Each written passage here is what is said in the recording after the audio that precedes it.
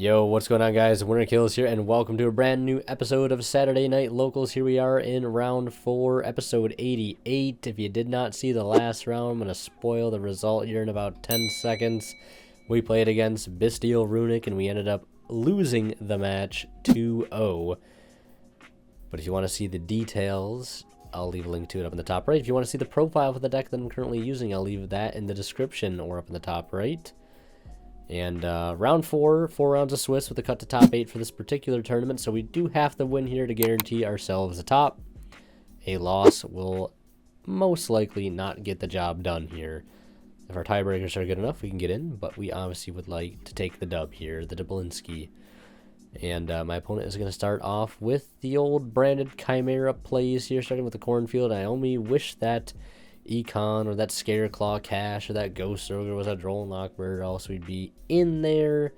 But now I've got an awkward Ghost Ogre, which I'm realizing is going to be pretty subpar in this matchup.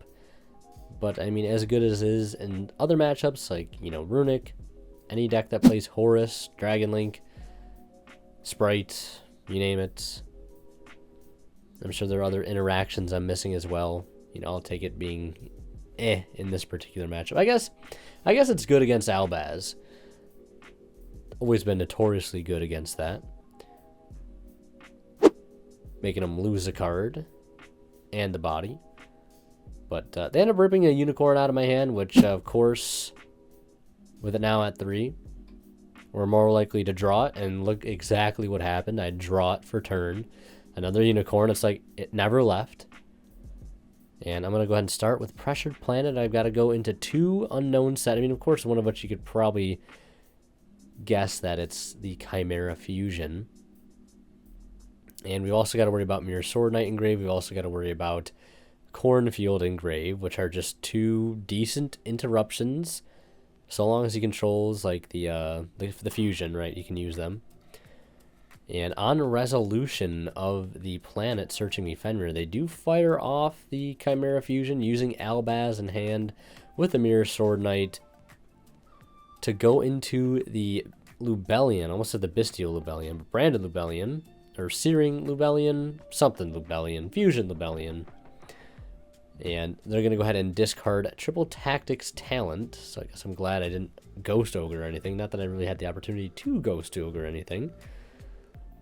But they're going to bring back the Mirror Sword Knight, and they're going to go ahead and complete their Fusion Summon with Lubellion here to get into none other than Mirror Jade.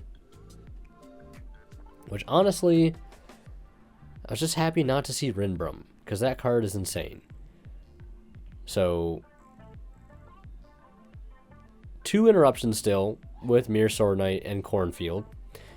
Also got to worry about Mirror Jade now, and of course the unknown set, potentially Imperm, maybe a hand trap. Still quite a lot to try and get through here. So I do start by special summoning Unicorn. I activate the effect of Unicorn here to go ahead and search out for a Kashtira spell. And my opponent decides to Imperm that. And I was like, this is a pretty damn good opportunity here to go ahead and use Enemy Controller, right? Not only can we dodge the Imperm, still securing us the Search of Birth, which is huge in this situation. We also get the Unicorn off the field, and we potentially force out the Cornfield in the grave as we target Mirror Jade to attempt to take. And of course, they do burn the Cornfield. Unicorn dodges the Birth, well, dodges the Imperm rather, and searches the Birth. And there I, for some reason, had a little bit of amnesia. I was like, did you Imperm on the effect activation? He said, yeah. I was like, okay, I still get my Birth then. And so we get that. And now we have the opportunity to just freely summon this Fenrir here without using our normal summon, which is huge. So we go ahead and special summon that. And my opponent has a Wind and a Dark. And I've got an Earth. So Fenrir is currently chilling at 2,700. I could technically go into the battle phase early here, attack over the Fusion, and then use the effect targeting Mirror Jade. That is a potential line. But then I have to take the L. Well, I guess if we banish the Mirror Jade face down, then we don't have to worry about the end phase effect. So it's not that big of a deal. And if he uses Mirror Jade, so what? And if he negates the Mirror Sword Knight, we still attack over the fusion anyways. But is it worth losing the battle phase at that point? So Fenrir is going to go ahead and resolve here, adding another copy of itself. And my opponent does decide to use the Mirror Jade here. And I think this was in battle phase. Yeah, that was in battle phase. So we've successfully forced that out.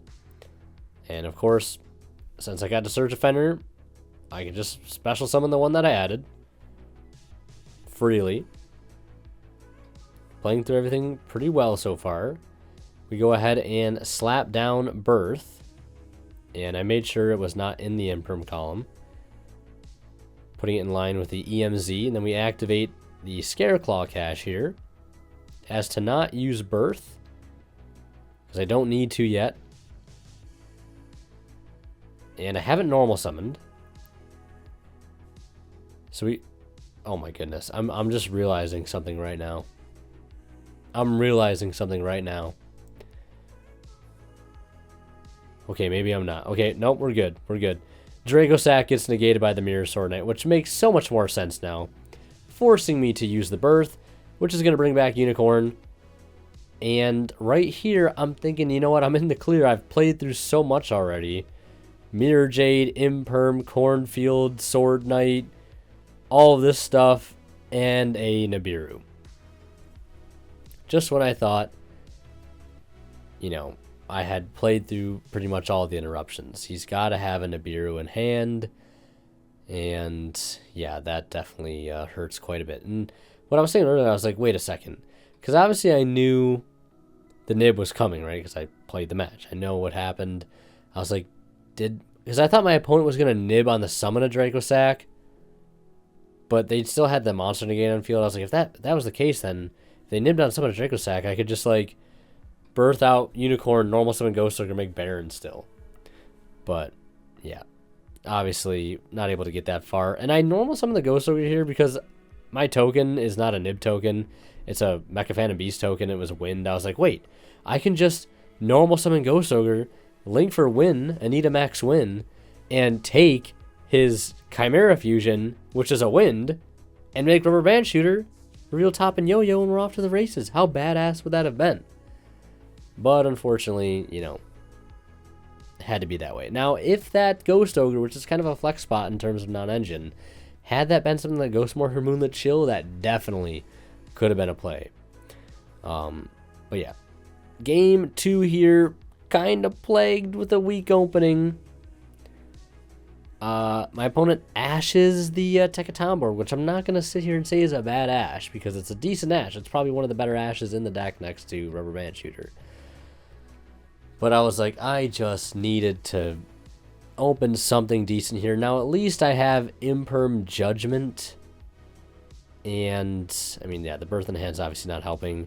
I do Imperm the Gazelle, preventing the search, and they Cosmic my Judgment, which also really hurt, and I rip Pressured Planet off the top with Birth already in hand. Probably one of the best damn top decks I could have asked for. At least with these bricks, like the next card is pretty much fixing the entire hand. I mean, the math pretty much checks out. Like with how many ways there are to cash cards, you know, how many ways there are to get 2 win monsters on field, the consistency of it all. You know, it makes sense that the next card would pretty much fix it. And hence why when I have Prosperity sometimes, if I have just cash stuff, I'll only Prospeed for 3, because it's very likely I find Speedroid stuff and vice versa. But right now, I just got to go for the classic play, Draco Sack into Rubber Band Shooter, leaving the token, of course. Banishing a 7 here to reveal Duke and Piper, which I think I did think for a moment, maybe I want to just go for Terror Top and Yo-Yo here. A higher power play, if you will. As you can see, I have the double Yo-Yo at the top of the deck, so I am thinking about doing it that way. Because the way that the hand started, I didn't get access, wasn't able to get access to Scareclaw Cache. which, I mean, is normally used in the main combo to get to Baron, Dawn Dragster, etc. So, if I'm being totally honest, I probably was being a little too conservative here. I probably should have just done Terror Top and Yo-Yo. This is probably a little bit of a throw on my end. So we go ahead and get the Piper to the hand.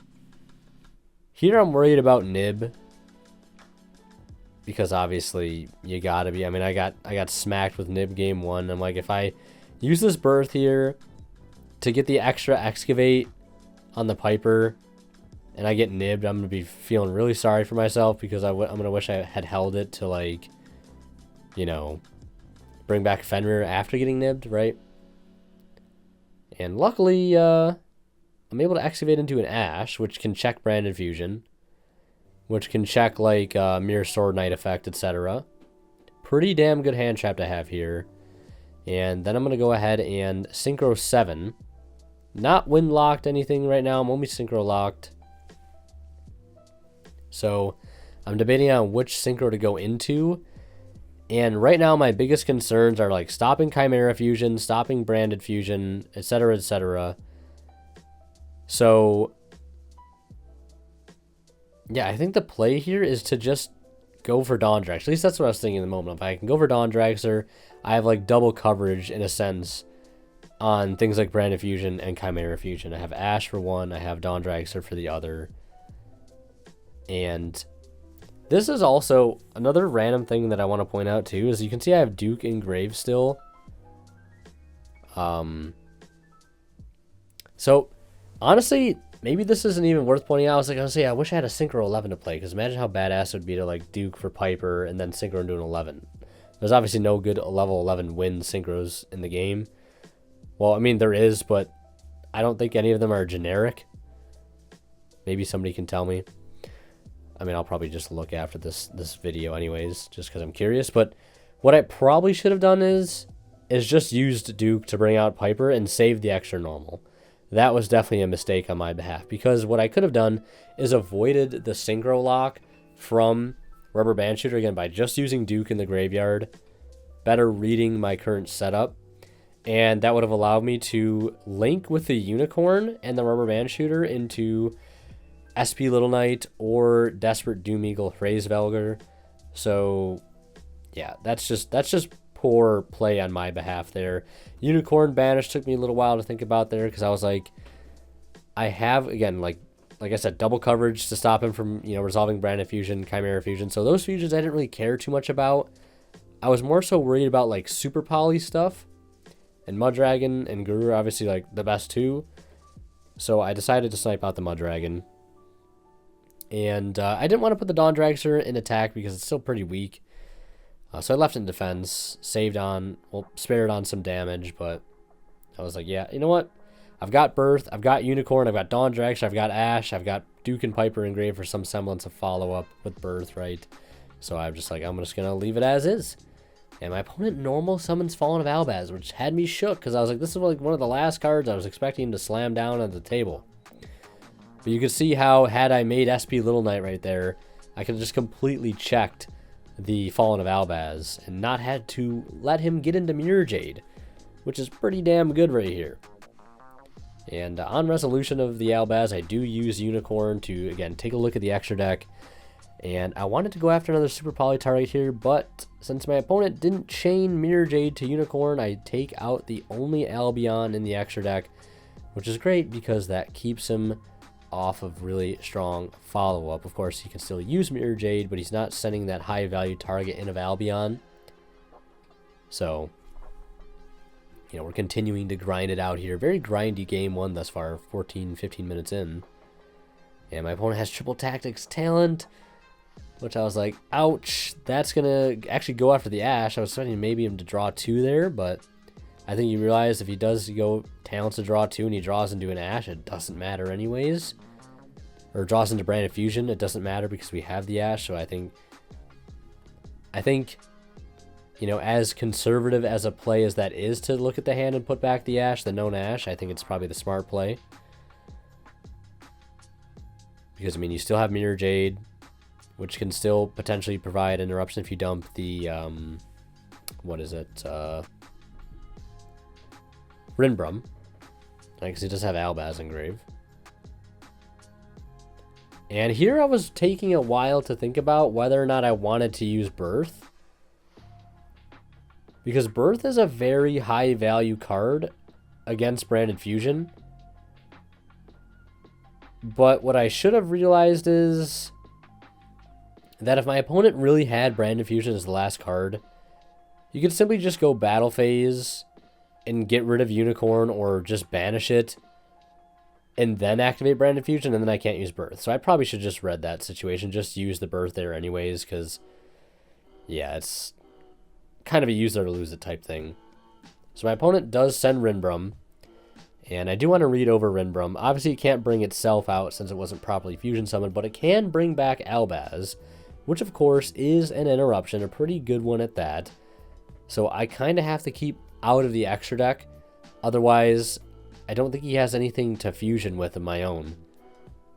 Because I think he'd need like a light or a dark or an extra deck monster to be able to like make any worthwhile fusion with Albaz. So I'm just like double reading that, making sure, you know, I understand the effect. The top deck Imperm is pretty good, but there is no real reason for me to Imperm the Mirror Jade since it already used its effect and it can't use its effect again until his turn. And I'm so glad I got to keep Birth because of that top deck Imperm draw. That definitely could have just been the game. And I decided to use Birth here. That's going to go ahead and bring back Unicorn. I really couldn't bring back Fenrir there. Because like I think I'd already gone through, I've already gone through the Dracosack line, which, you know, I have sometimes thought about playing 2 Dracosack. It's just like finding the room for it is tough.